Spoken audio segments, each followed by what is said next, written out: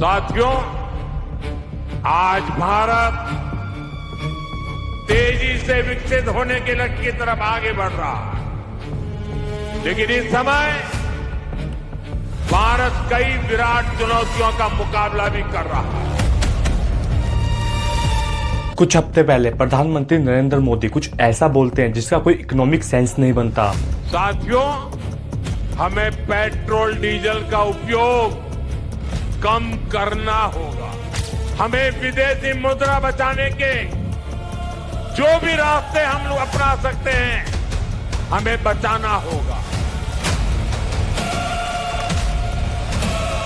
It is the Prime Minister who has said कम से कम एक साल के लिए हमें विदेशों में जाने की बातों को टालना चाहिए। अब अगर आप एक सेकंड के लिए सोचे तो दुनिया की 5th लार्जेस्ट इकोनॉमी के लीडर जिनका मेन फोकस ही कंजम्पशन को बढ़ाना है, उन्होंने इस देश को कंजम्पशन स्टॉप करने को कहा। हेडलाइंस ने इसे क्वेश्चन कहा, न्यूज़पेपर ने इसे नेशनलिज्म कहा। But here's the thing that nobody tellings you, वो स्पीच सिर्फ ऑयल के बारे में नहीं थी, वो स्पीच सिर्फ गोल्ड के बारे में नहीं थी, वो स्पीच वेस्ट एशिया क्राइसिस के बारे में थी।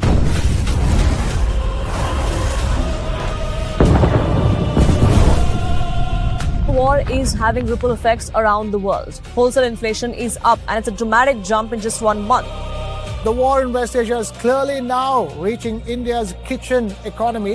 Vegetable oil prices are surging.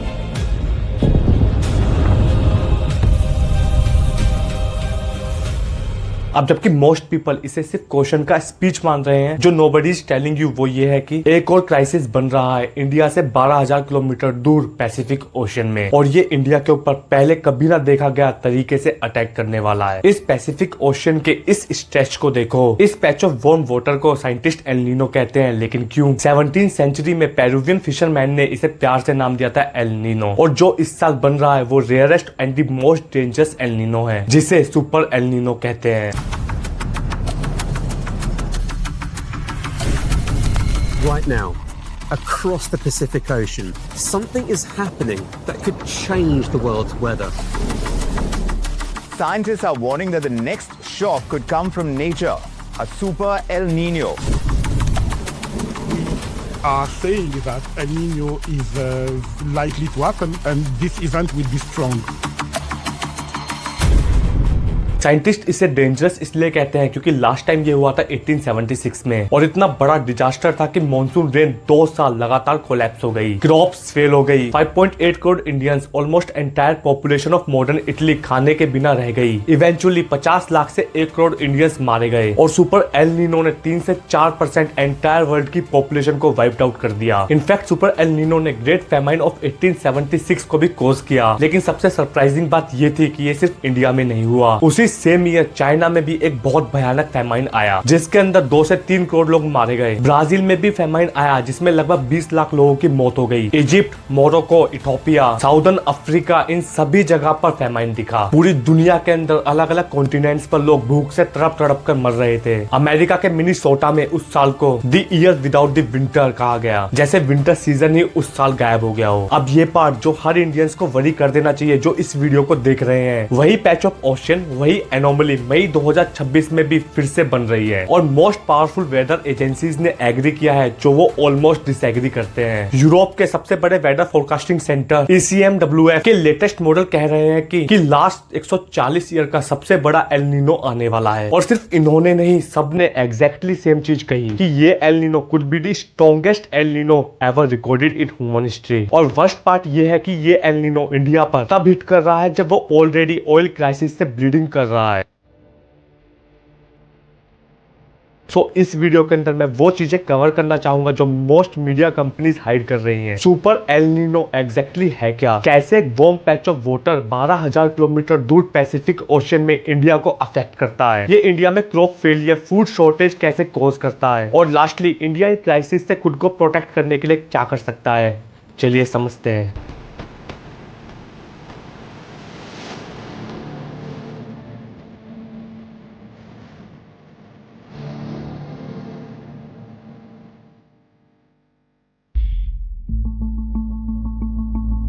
Well super El Nino हमें किस तरीके से अफेक्ट कर सकता है, ये चीज को समझने से पहले हमें ये समझना ज्यादा जरूरी है कि इंडिया के लिए मॉनसून इतना इंपॉर्टेंट क्यों है। देखो हर साल मई तक इंडिया हॉट, ह्यूमिड और थ्रिस्टी हो जाता है और हर Indian from a farmer in Vidarbha to share trader in Mumbai secretly एक ही चीज का वेट कर रहा होता है, मॉनसून।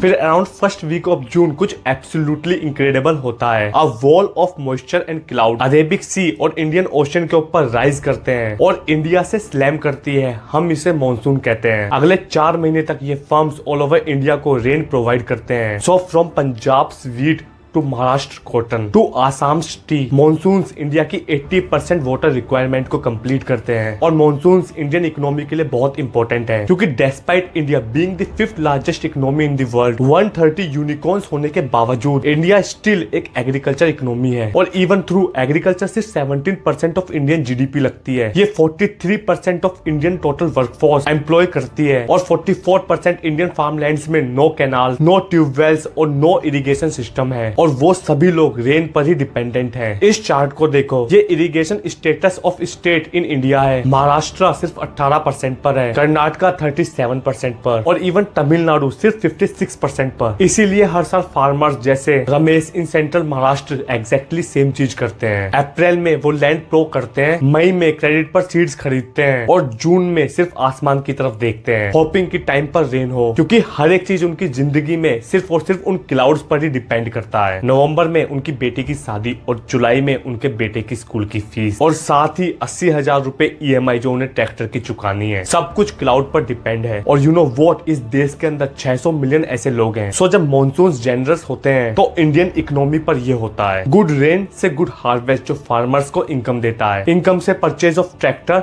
स्कूटर, शॉप और क्लॉथ और यही सभी डिमांड्स फैक्ट्रीज को रन करती हैं। इवेंचुअली इंडियन जीडीपी राइज करती है। In fact rural India alone 37% overall FMCG spends contribute करता है। जब मॉनसून फेल होता है, नो रेन से no crop, no income, no spending, eventually factory slow down और जीडीपी ऑफ इंडिया कोलैप्स हो जाता है। इनफैक्ट एशियन डेवलपमेंट बैंक ने इस पर एक नंबर भी दिया है, 1% more rain equal to 0.16% more GDP. अब इस नंबर को अपने दिमाग में रख लो क्योंकि जो मैं आगे आपको दिखाने वाला हूँ वो आपको डरा देगा। आज सुपर एल नीनो अभी स्वार्मिंग कर रहा है और इंडिया डायरेक्टली इसके पथ में है।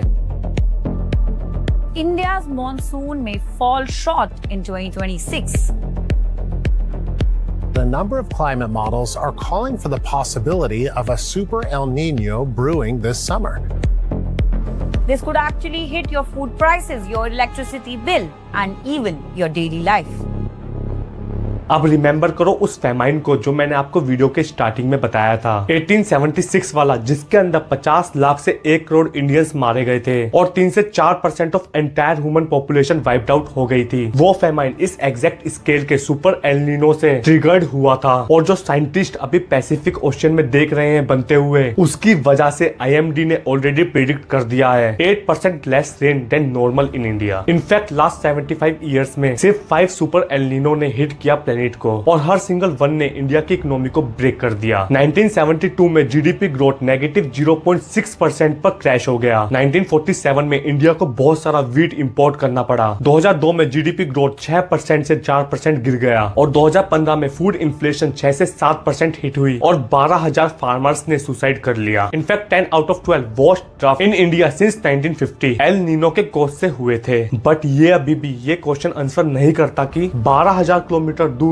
ओशियन में random patch of water warm होने से इंडिया की इकोनॉमी को इतना मैसिव डैमेज कैसे होता है। चलिए इसे समझते हैं। पैसिफिक जाने से पहले आपको एक बहुत ही बेसिक सा कॉन्सेप्ट समझना होगा, क्योंकि अगर आपने एक बार इस चीज को समझ लिया, पूरा मॉनसून, पूरा एल नीनो आपको समझ में आ जाएगा और इसके बाद जो भी आप क्लाइमेट स्टोरी पढ़ोगे वो एक सेंस बनाएगी। चलो इमेजिन करते हैं कुछ बहुत ही सिंपल। गर्मियों का टाइम है, आप एक छोटे से रूम में हो और लाइट चली गई, पंखा बंद, AC बंद और कुछ ही मिनटों में एयर थिक, हैवी और अनबियरेबल हो जाती है। तो आप क्या करोगे, विंडो के पास जाओगे और विंडो को खोल दोगे और इसके बाद क्या होगा, हॉट स्टफी एयर टॉप से बाहर रश करती है और कूल एयर आउटसाइड बॉटम से अंदर रश करती है। That's it. ये पूरा science of wind on planet earth है। देखो होता क्या है, आप सभी जानते हो, हॉट एयर लाइट होती है, सो वो राइज करती है और स्केप करती है, पर जब वो लीव करती है वो एम्प्टी स्पेस छोड़ जाती है। उस एम्प्टी स्पेस को लो प्रेशर जोन कहते हैं और उसी समय जो बाहर की ठंडी हवा है वो हैवी है, पैक्ड और डेंस है और वो हाई प्रेशर जोन बन जाती है। और रूल बहुत सिंपल है, विंड हमेशा हाई प्रेशर से लो प्रेशर की तरफ फ्लो करती है और ये किसी भी टाइम या प्लेनेट पर होता है। That's it, that's the rule. अब इस कॉन्सेप्ट को आप होल्ड कर लो, क्योंकि अब हम इसे सब कॉन्टिनेंट जितने बड़े पर अप्लाई करने वाले हैं। हर साल इंडियन सब कॉन्टिनेंट ऑन फायर होता है। थार डेजर्ट 40 डिग्री हिट करता है और डेक्कन प्लेट्यू 45 डिग्री सेल्सियस और इंडो गैंगेटिक प्लेन बर्निंग है और इंडिया उस हॉट स्टफी क्राउडेड रूम बन जाता है। So hot air over the land rise करती है और स्केप करती है और जाइंट लो प्रेशर जोन छोड़ जाती है पूरी कंट्री के ऊपर। अगर आप साइंस के स्टूडेंट हो तो आप जानते होंगे कि लैंड वाटर से ज्यादा फास्ट हीट होता है। सो जब इंडियन लैंड हीट अप होता है, Indian Ocean cool world outside the window जैसा है with temperature 28 degree Celsius to 30 degree. So air over cool Indian Ocean heavy और पैक्ड रहती है। So ocean giant high pressure zone बन जाता है और इंडिया की जमीन burning room with low pressure. अब एयर हाई प्रेशर से लो प्रेशर की तरफ कैसे मूव करती है? So in June high pressure air over Indian ocean low pressure vacuum over India को फिल करने के लिए रश करती है और रश करते हुए वाटर को पिक करती है और ये अगले 4 महीनों में वो वाटर कर्नाटक, पंजाब, आसाम, महाराष्ट्र और रामेश के फील्ड पर डंप करती है। यही वो तरीका है जिससे इंडिया को मॉनसून सीजन मिलता है। But here's what almost nobody's know, Indian monsoon सिर्फ 1 विंडो पर नहीं चलता, ये 2 विंडो पर चलता है और दूसरी विंडो 12,000 किलोमीटर दूर है जिसे एल नीनो कहते हैं और यही एल नीनो आता है। देखो ये पैसिफिक ओशियन है। नॉर्मल ईयर में पावरफुल विंड्स हैं जिन्हें हम ट्रेड विंड कहते हैं। ट्रेड विंड ईस्ट से वेस्ट ब्लो करती हैं। पेरू और इक्वाडोर कोस्ट से स्टार्ट होकर इंडोनेशिया, फिलीपींस और नॉर्दर्न ऑस्ट्रेलिया तक पहुंचती हैं। बहुत सिंपल टर्म्स में सन पैसिफिक के सरफेस वाटर को साउथ अमेरिका के पास पेरू और इक्वाडोर के कोस्ट पर हीट करता है और जैसे ट्रेड विंड ब्लो करती रहती है वो वार्म सरफेस वाटर को वेस्टवर्ड पुश करती है, पिलिंग इट अप नियर इंडोनेशिया और नॉर्थर्न ऑस्ट्रेलिया और यही हमारे मॉनसून्स को स्ट्रॉन्ग बनाते हैं। लेकिन क्यों? चलो वापस हॉट रूम कॉन्सेप्ट पर आओ। Warm pool near Indonesia basically second hot room है और इंडिया की तरह यहाँ से भी हॉट एयर राइज करती है और स्केप करती है। ये एक और जाइंट लो प्रेशर जोन छोड़ जाती है, but this one over Pacific next to Indonesia, जिसका मतलब दूसरी विंडो ओपन। और ये second low pressure zone even more moist winds को इंडियन ओशन और अरेबियन सी से स्ट्रेट टूवर्ड इंडिया पुल करती है। सो हमारा मॉनसून सिर्फ 1 लो प्रेशर पूल पर नहीं चलता, ये 2 लो प्रेशर पूल्स पर चलता है। पूल 1 इंडिया खुद से समर मार्च टू मई से लो प्रेशर क्रिएट करता है ओवर सब कॉन्टिनेंट। पूल 2